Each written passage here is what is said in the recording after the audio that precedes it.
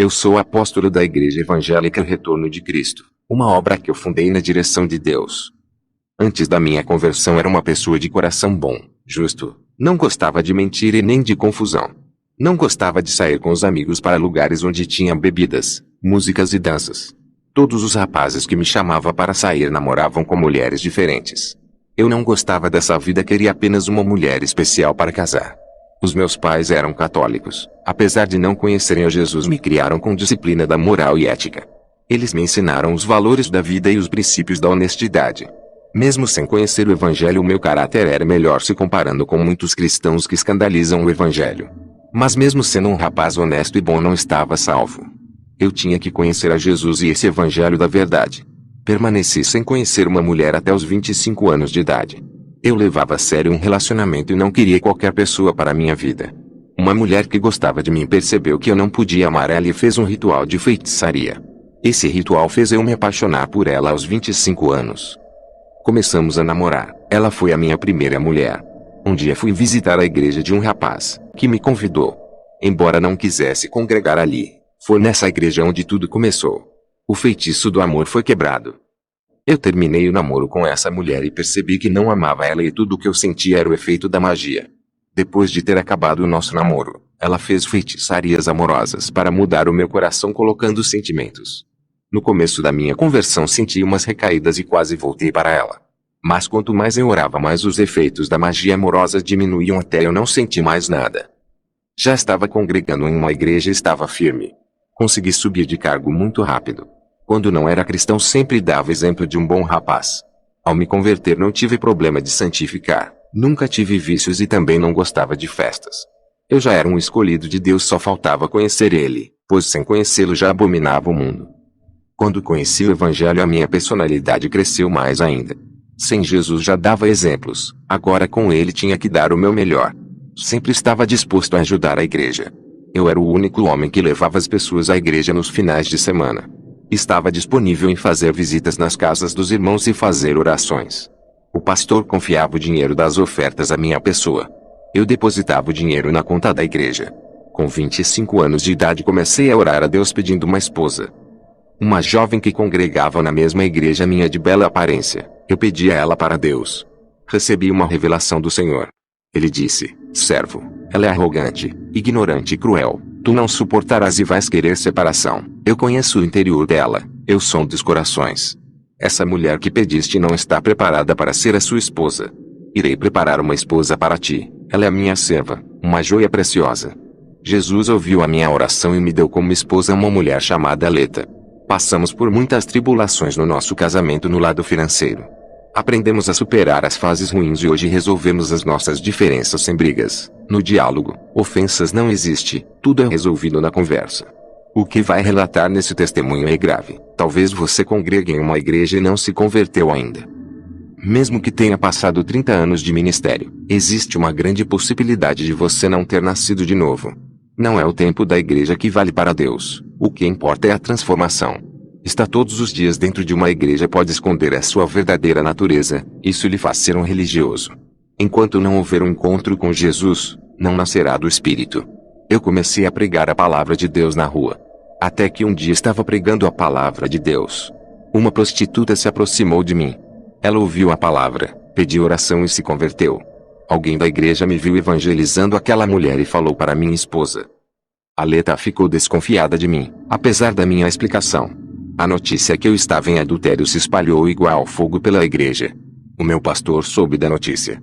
Ele foi o único que acreditou em mim, mas sofrendo as pressões da igreja, não teve alternativa a não ser me tirar do trabalho do evangelismo. Ele conhece a ovelha que tem, mas por causa do escândalo me tirou do trabalho. A igreja inteira acreditava no meu envolvimento com a prostituta. Satanás armou para mim, querendo paralisar o meu ministério. Os fatos negativos que me envolveu contribuiu para o sucesso do maligno. O meu casamento foi abalado. O meu pastor conversou com a minha esposa e disse que eu não tinha motivo para manchar o meu ministério evangélico com uma prostituta. E não tinha sentido eu amar ela e trair com outra mulher. O pastor disse que tem que existir confiança entre casais, mesmo com todo o conselho. A minha esposa saiu de casa. Ela estava sendo manipulada por outras irmãs por causa da traição. Quando ela foi embora, o meu mundo desabou. Fiquei deprimido e orei a Deus.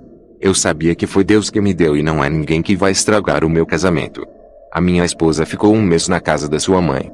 Por causa da minha oração, um anjo foi até o quarto dela e deixou-a maravilhada com toda a sua glória. O anjo disse: Volte para o seu esposo.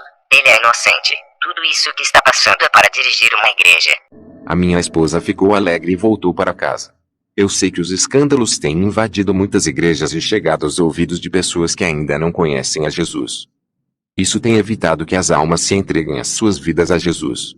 Através dos escândalos jamais elas se converterão de seus caminhos das perdições. Eles não acreditam que a igreja é um lugar de homem de Deus. Se uma pessoa levanta as suas mãos em sinal de conversão a Jesus e vai à frente pedir oração, é porque eles acreditam que terão as suas vidas transformadas. Ninguém se converte para viver uma vida de escândalos. Pessoas que dizem ter a sua vida transformada pelo poder de Deus e continuam promovendo escândalos são mentirosas. Pessoas me questionaram se a palavra de Deus transforma de verdade por causa dos escândalos. A palavra de Deus caiu em descrédito por causa de pessoas malignas que estão congregando dentro da igreja. Alguns irmãos da minha igreja se aproveitaram da situação falsa do adultério e me acusaram de muitas coisas. Tudo isso por causa de cargos. O pastor me ungiu como evangelista. Quando ele viajava eu substituía e alguns queriam estar no meu lugar. As suas vaidades de querer liderar contaminam os seus corações. Eles são soberbos e ainda querem o poder, crucificaram o meu ministério. Fiquei congregando sem ter oportunidade nem para falar no púlpito. Não podia ir contra a autoridade do meu pastor. Se eu não aceitasse a punição seria um instrumento de rebelião dentro da igreja. Lúcifer foi o anjo da rebelião que arrastou a terça parte dos anjos. Eu não queria incentivar a igreja a se rebelar contra o pastor usando algumas pessoas que confiam em mim. Muitos irmãos rebeldes que não gostavam da direção do pastor queriam me ver causar rebelião com o povo contra o pastor. Mais uma vez Satanás causando destruição, agora o alvo é o ministério do pastor. Eu conhecia a minha posição, embora fosse inocente.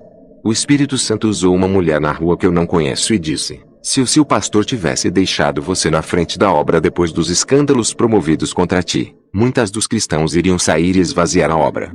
Essa foi a alternativa mais sábia que ele teve. Deus tem outra porta de ministério para sua vida.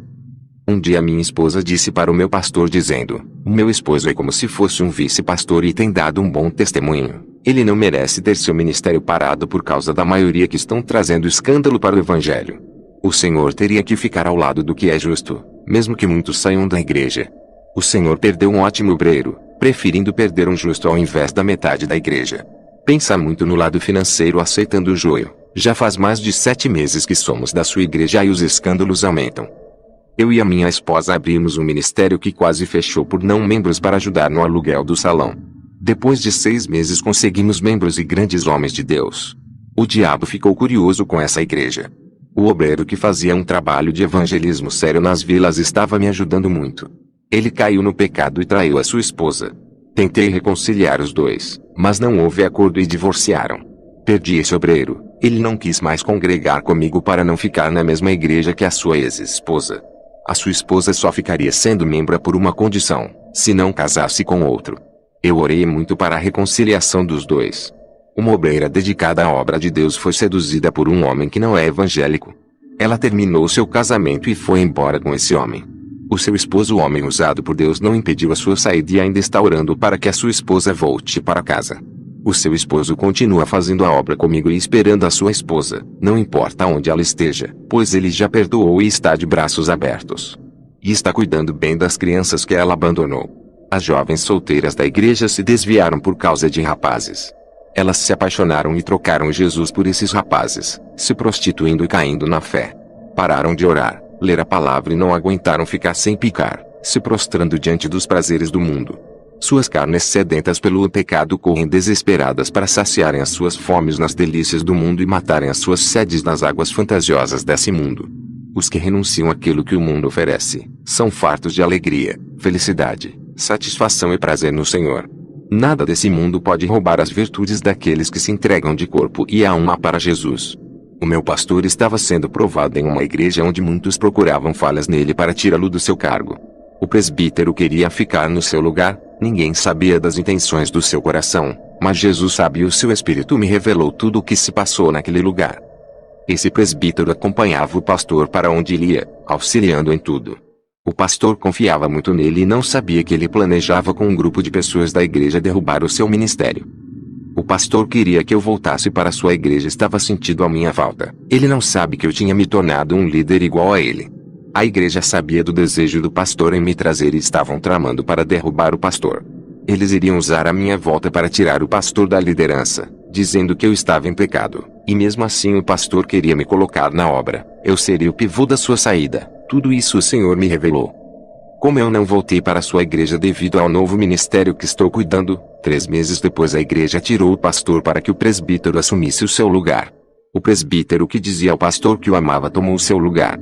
O presbítero, quando viu que a igreja onde eu pastoreio estava mais cheia do que a dele, o espírito de inveja tomou seu coração. Ele havia comemorado quando o pastor me tirou da obra. Esse presbítero torcia pela minha derrota, mas ficou incomodado quando viu que a obra das minhas mãos não estava parada, mas prosperava. Eu queria entrar em uma grande filial de uma grande empresa japonesa. O Senhor me mostrou em sonho, o dono daquela filial oferecendo todas as almas daqueles funcionários para o diabo. No sonho uma voz